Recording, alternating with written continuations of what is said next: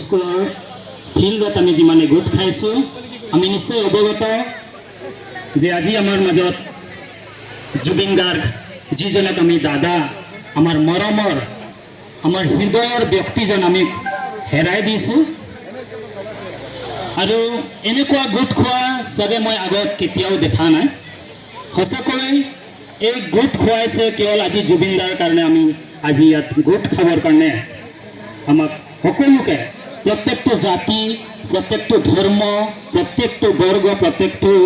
ৰঙা বগা কলা আমি চবেই মিলি আহি আমি আজি জুবিন দাৰ যি শ্ৰদ্ধাঞ্জলিত অংশগ্ৰহণ কৰিব পাৰিছোঁ এইটো আমাৰ কাৰণে সৌভাগ্য বুলি মই ক'ব পাৰিছোঁ সঁচাকৈ অতি দুখৰ খবৰ যেতিয়াই এই খবৰটো শুনিলোঁ জুবিন দাৰ ছিংগাপুৰত যি নৰ্থ ইষ্ট ফেষ্টিভেলত গৈছিলে আৰু এই নৰ্থ ইষ্ট ফেষ্টিভেলতে জুবিন দাৰ সাগৰত ফুৰিব গৈছিলে আৰু কিবা কাৰণত অঘটন ঘটাৰ কাৰণে আজি আমাৰ মাজত জুবিন দা নাই আৰু যেতিয়াই এই নিউজটো আমি মোবাইল খুলি চাইছোঁ বিশ্বাস কৰিব পৰা নাই তেনেকুৱা এক নিউজ মোৰ ভাইটিয়ে মোক তিনিচুকীয়াৰ পৰা জনাইছে নামটো ভালকৈ শুনা নাই কি হ'ল নাই জুবিন দা নাই আৰু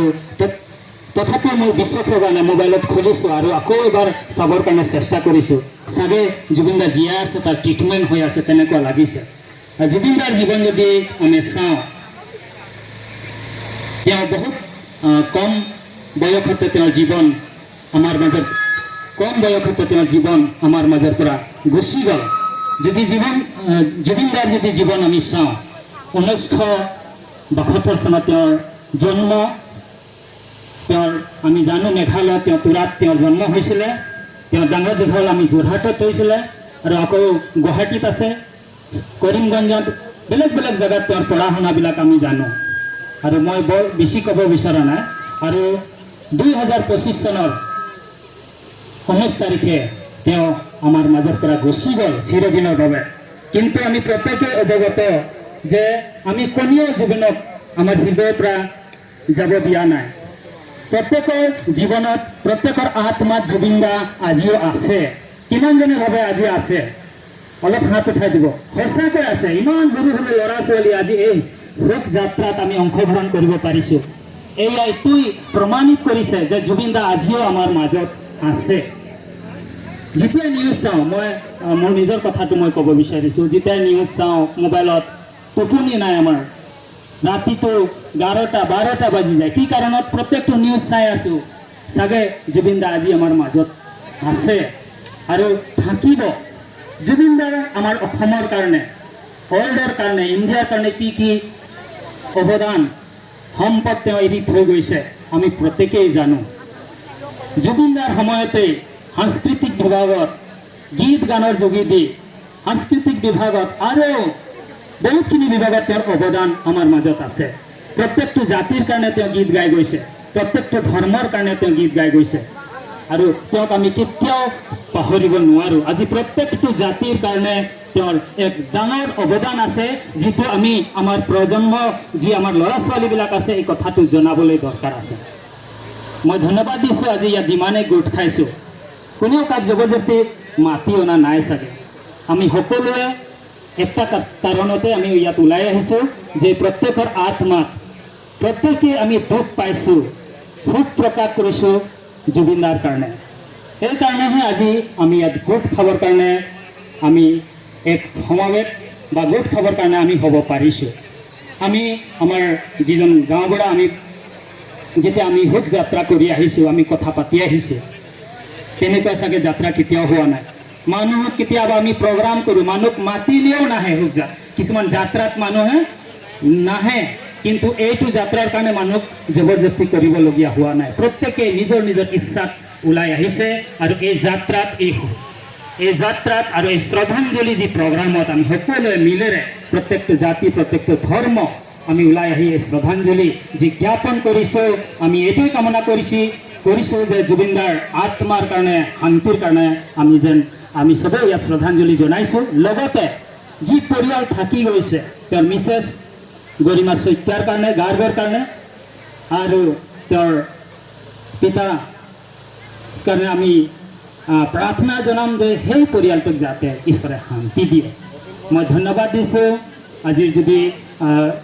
জুবিন গাৰ্গৰ যদি জীৱনবিলাক চাওঁ, এক সহজ সৰল জীৱন তেওঁ ব্যক্তিত্ব কৰিছিল। প্ৰত্যেকটো মানুহৰ লগত তেওঁ জীৱন যদি চাওঁ, গুৱাহাটীত কেতিয়াবা নিউজবিলাক ওলায়, ধনী দুখীয়া তেওঁ নাচায়, ৰং নাচায়। তেওঁ এনেকুৱা কথাও কৈছে, যিবিলাকে ভিকাৰী হয় তেওঁবিলাকে জুবিন দাক ভাল পায়, পাগলবিলাক ভাল পায়, চবেই ভাল পায়। আৰু সেইকাৰণে আজি আমি এই বাঁহবাৰী ফিল্ডত আমি গোট খাইছোঁ। আমিও সঁচাকৈ জুবিন দাক চবেই ভাল পাওঁ। আৰু আজি সকলোৱে আমি মমবাতি জ্বলাই আৰু ধূপ জ্বলাই আমি জুবিন দাক আমি শ্ৰদ্ধাঞ্জলি জনাইছোঁ। আৰু জুবিন দাৰ একটাই ইচ্ছা আছিলে, আৰু সেই ইচ্ছাটো আমাক সকলোৱে পূৰ কৰিবৰ কাৰণে আমাক চেষ্টা কৰিব লাগে। জুবিন দাই এইটো বিচাৰিছিলে যে অসমত শান্তি হওক, অসমত প্ৰত্যেকটো জাতি মিলেৰে থাকক, প্ৰত্যেকটো ধৰ্ম মিলেৰে থাকক, আৰু অসম এক শান্তিৰ এক দেশ হৈ থাকক। আৰু প্ৰত্যেকটো দিশত যেনেকৈ মিউজিক লাইনত মই বিশেষকৈ কেলে বেছি আৱেগ হৈ গ'লোঁ, আমি আমাৰ ঘৰতো মিউজিকৰ গানৰ যোগেদি আমি জড়িত হয়। আজি যদি আমি শিকিছোঁ, প্ৰেৰণা পাইছোঁ, তেনেহ'লে জুবিন গাৰ্গৰ পৰা আমি বজাবৰ কাৰণে, গান গাবৰ কাৰণে আমি প্ৰেৰণা পাইছোঁ। মই ধন্যবাদ দিছোঁ আজিৰ এই প্ৰগ্ৰাম আমাৰ ভাইসকল যি আয়োজন কৰিছে। হ'ব পাৰে এইটো বহুত তৎক্ষণাৎভাৱে এই প্ৰগ্ৰামটো আয়োজন কৰা হৈছে, কিন্তু বহুত ভাল ধৰণে এই প্ৰগ্ৰাম আয়োজন কৰা হৈছে বুলি মই ভাবোঁ। বহুতবাৰ আমি এক মাহৰ আগৰ পৰা কিছুমান প্ৰগ্ৰাম কৰিলেও চাগে ইমান গোট নাখায়, কিন্তু এই প্ৰগ্ৰাম আজি এই প্ৰগ্ৰামৰ কাৰণে কথা পতা হৈছে, আৰু তথাপিও ইমান ৰাইজ আমি ইয়াত গোট খাইছোঁ। সকলোকে ধন্যবাদ দিছোঁ। আৰু জুবিন দাৰ কথা আমি কৈ শেষ কৰিব নোৱাৰোঁ। জুবিন দা সদায় আমাৰ মাজত আছে। নিউজটো যদিও নিউজত আছে যে জুবিন দা আমাৰ মাজত নাই, কিন্তু জুবিন দা আমাৰ মাজত আছে, আমাৰ আত্মাৰ লগত আছে, আমাৰ প্ৰত্যেকটোৰ লগত আছে। আৰু জুবিন দাৰ যি আৰ্হি আমাক দেখাই গৈছে, প্ৰত্যেক মানুহৰ লগত যি ব্যৱহাৰ পাতি তেওঁ দেখাই গৈছে, সেই ব্যৱহাৰবিলাক, সেই নীতিবিলাক, সেই কথাবিলাক যাতে আমাৰ মনত থাকে, এই মোৰ কামনা। আৰু লগতে আজি যিমান ইয়াত গোট খাইছোঁ সকলোকে আকৌ এবাৰ মই ধন্যবাদ দিছোঁ। আৰু সকলোৱে একবাৰ জয় জুবিন দা, জয় জুবিন দা, জয় জুবিন দা, ধন্যবাদ দিছোঁ আমাৰ সভানেত্ৰীক।